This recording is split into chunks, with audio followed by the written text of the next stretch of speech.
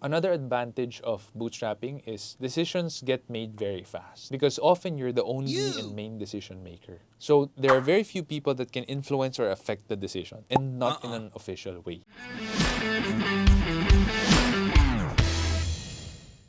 Hey guys, welcome back to the channel. This is Leadership Stack. I'm your host, Sean C, aka Mr. CEO at 22. Today, we will try to discover the difference between bootstrapping and funding or getting investors. Now, there are different kinds of funding, but there's only one kind of bootstrapping. I'm a bootstrapper, so I'm biased. Take note of that because I'm going to run you through, but please know that I started my first business, Bootstrap. Now, what is bootstrapping? Bootstrapping is starting a venture, a business, or risking with your own funds. It's your own money, you saved up for it, and you're using it to start a new company, a startup, a venture. Even if it's a joint venture, even if it's a corporate entity, but if you're using your own money, it's still bootstrapping. So when you bootstrap, there are advantages. The advantages are you control the ship. You're holding the steering wheel and you're steering the ship whatever direction you want at whatever time you want. You have full control. Another advantage of bootstrapping is you're very careful with spending because you know it's your hard-earned money. So you will be very wise with the money that you'll spend and which expenses you'll allow for, which expenses you would rather do yourself. You see, when I was starting out, because I bootstrap, I would clean the toilets. I know it's the job of a maintenance person, maybe a janitor. I was doing that role because I didn't want to spend anymore because I can do the work myself. When you bootstrap, you're wiser with how you spend your money.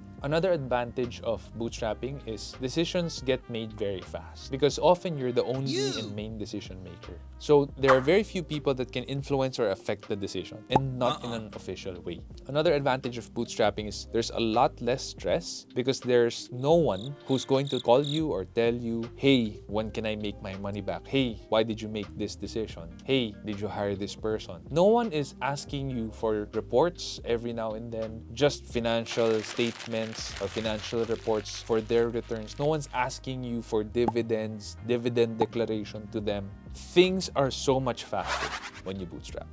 Now, what are the disadvantages of bootstrapping? Well, the main disadvantage is if your business does not do well, then you lose your savings. You can even lose all your savings. Another disadvantage is often you don't have a sounding board. It's often you yourself and what you know and how you're growing. So if you don't read books, you don't have the discipline to listen to podcasts, you don't have the discipline to approach mentors and ask them for help, then you can only make as good of a decision as you can. And that's it. You usually don't have a board of directors, a board of advisors. And so the decisions you make are only as good as you, the founder. Another disadvantage of bootstrapping is you grow a lot slower because your capital is a lot smaller. While you are, yes, wise in your spendings, it still limits you because you cannot spend on a lot. You cannot hire professionals at the get-go. They're going to be too expensive for you if you don't have a huge amount of savings. So you grow a lot slower. But even if you grow a lot slower, you're still a lot more sure because you learn everything every step of the way because you do pretty much everything. Now, moving on to having funding or having investors come on board, the pros would be you can grow a lot faster because you have capital, you can invest in professionals, experience, more mature people, you have the budget to pay them, to give them benefits, you can onboard them, or you can hire a company, outsource a company to do your onboarding, to do your HR work, to do your accounting work. You can move fast in that way because you can pay all of these suppliers. You can pay all of these higher level people. Another advantage is when the business fails, the hit is not so hard on you because you're using other people's money. You're using financiers, you're using investors, especially if your investors are angel investors and not VCs. Another advantage of being an invested in company, a funded company, is that your books are usually done right at the get-go. You see, when you're bootstrapped, it's not really something that you put a lot of thought into, your accounting, your books, because you run the show, it's your money anyway, you don't give much thought to it. When you're funded, it's the other way around. Because you're handling other people's money, those people who invested in you will demand that you have clean books, that they can see the returns, that they know how much the company is making at any given point in time. Another advantage of having funding is that your network is very big at the get-go. Because these people invested in you, they have a vested interest to make sure that the business is successful. So if you need someone to help you in X, Y, Z industry or task, these investors are more than happy to recommend or refer people to you from their network. So at the get-go, your network becomes explosively bigger. Another advantage of being a funded company is having a lot of advisors. If you're not sure about the decision, you just go to one of your board members and ask them for their opinions. And often, because they're successful businessmen, whether they're venture capital firms or angel investors, they're usually successful businessmen or businesswomen. You can go to them, ask for them for advice, and they often give you pretty good advice. Because usually, they've gone through whatever it is that you're going through. That is a real big advantage versus bootstrapping. Disadvantage of being funded. At the get-go, you sell your most expensive asset, equity. That is going to be your most expensive asset because that affects your decision making. Sell enough of it and you will lose decision making power. We have heard time and again of CEOs being fired from their own company, the company they founded. Steve Jobs was fired from Apple, for example. And it happened even if he founded the company, even if he was the CEO.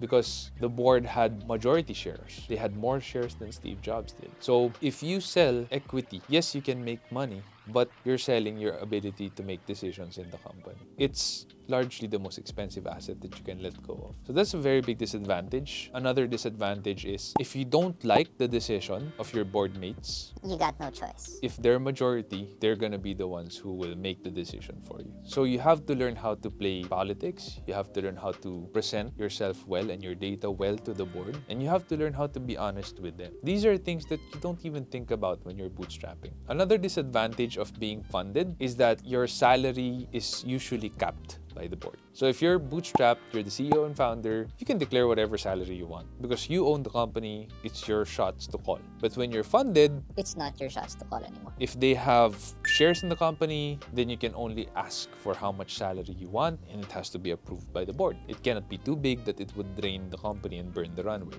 So these are the pros and cons that you have to consider, whether if you're starting a company bootstrap or funded. I would always suggest, at least for your first company, to try and do it bootstrap. Yes, it's a lot slower, but you will learn a lot. Instead of you paying it on tuition fee in school, just pay it by bootstrapping your first company. And then when it's grown and you want to take it to the next level, you want to expand bigger and faster, then maybe you can consider funding as a catalyst. Then you sell a lot less equity for a lot more capital.